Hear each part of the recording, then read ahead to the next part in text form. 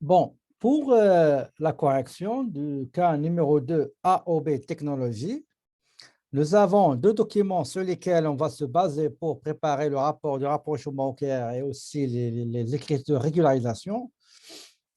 Donc, en ce qui concerne les questions à se poser concernant le grand livre de la banque dans la comptabilité de l'entreprise AOB Technologie, quels sont les montants, les transactions qui figurent sur le relevé bancaire et aussi sur la comptabilité, dans la comptabilité, quels sont les chèques remis à à des bénéficiaires qui ont été comptabilisés, mais qu'on ne les trouve pas sur le relevé bancaire. Et enfin, quelles sont les entrées d'argent qu'on a déposées, supposées encaissées, mais et comptabilisées, mais on ne les trouve pas dans le relevé bancaire.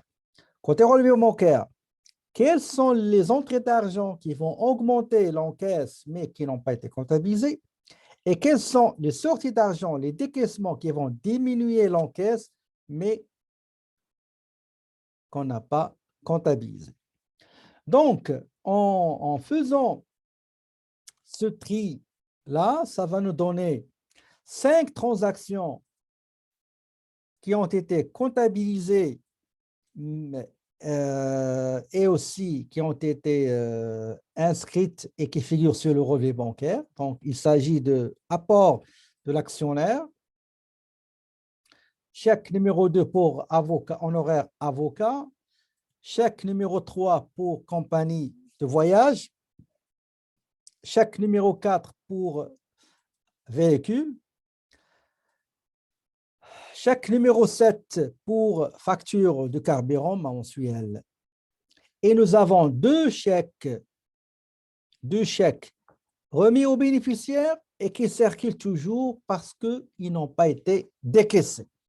Il s'agit du chèque numéro 65 remis à l'entreprise qui nous a vendu un lot informatique et réseau.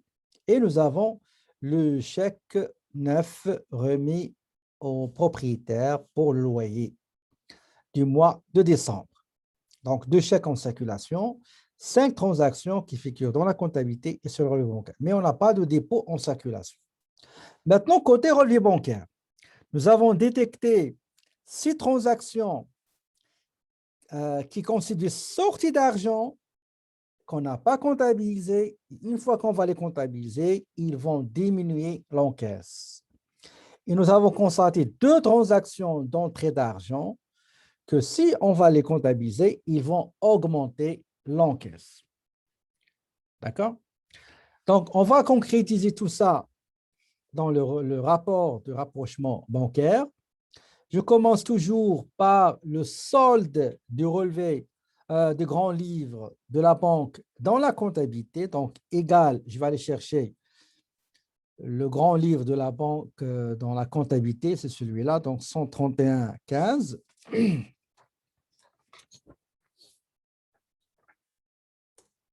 Et je cherche aussi le solde final ou bien de fin de période du relevé bancaire égal.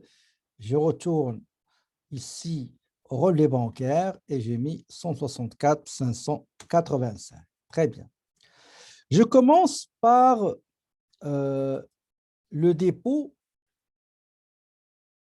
d'un client concernant une commande future qu'on a constaté sur le relevé bancaire, mais pas dans notre comptabilité. Mais non dans notre comptabilité, donc c'est le moment de le constater. Donc, il s'agit du chèque numéro 15 déposé par un client. Le montant, on va le chercher. C'est celui-là, dépôt d'un client StarTech.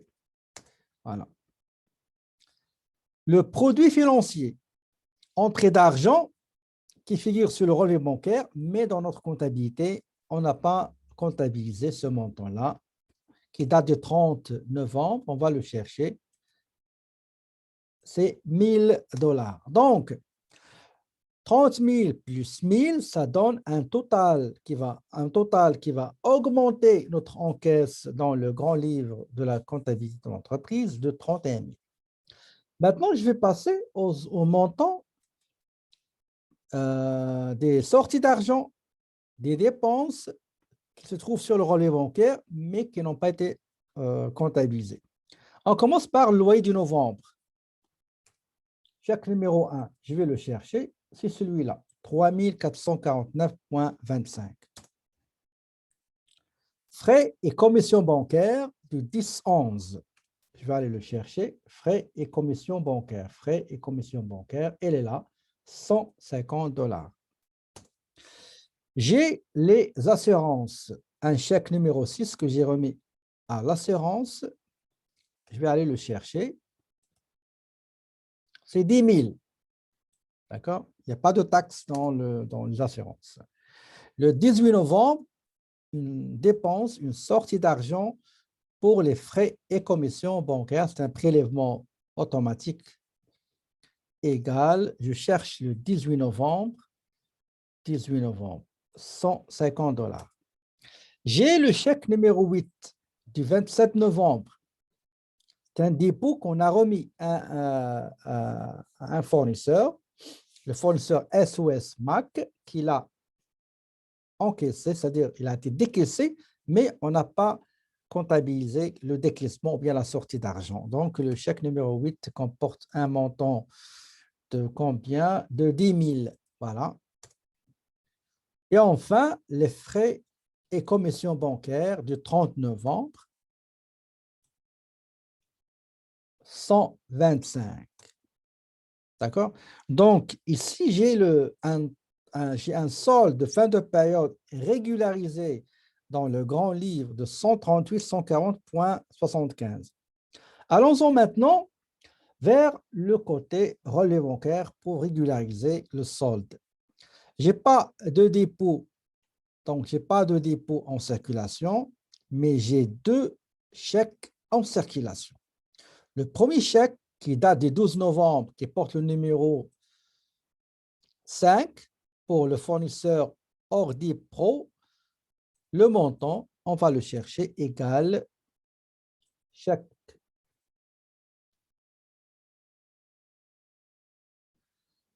C'est quel chèque? Ah, pardon, c'est ici. Le chèque pour Ordi. Chèque numéro,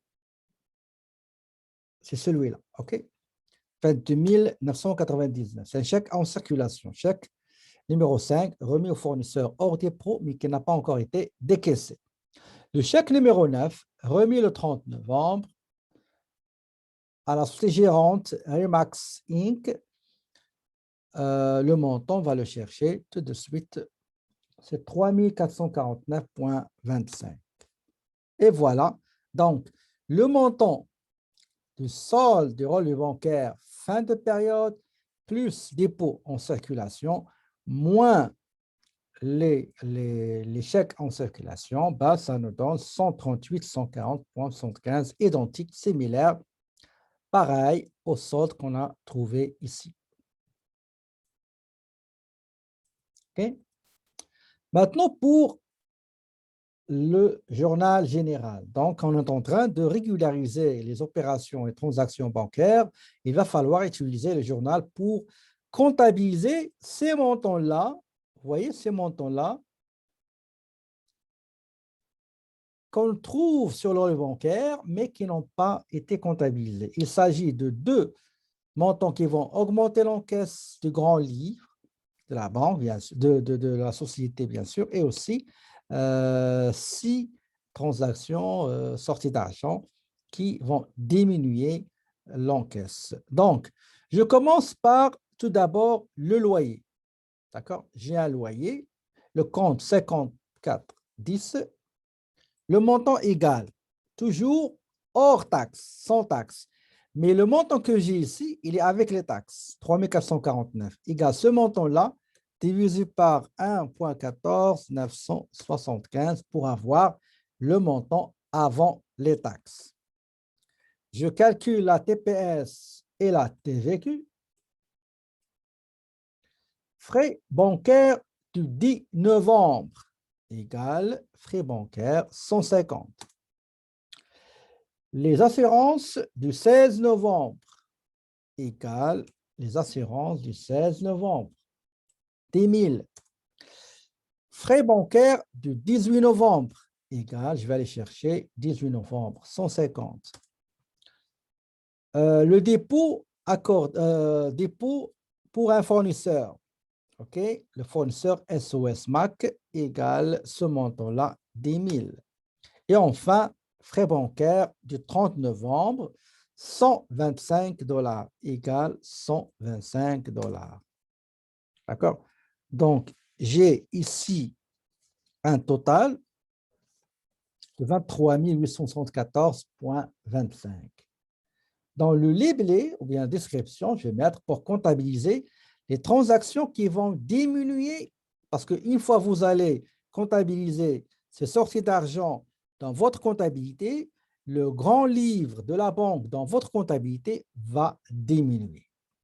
Maintenant, les montants qui vont augmenter notre compte bancaire dans la comptabilité. Il s'agit d'un produit généré par un placement financier, le compte 4290 du 26 novembre. Je vais aller le chercher, 26 novembre, et il est là, c'est 30 000, c'est 1600, pardon.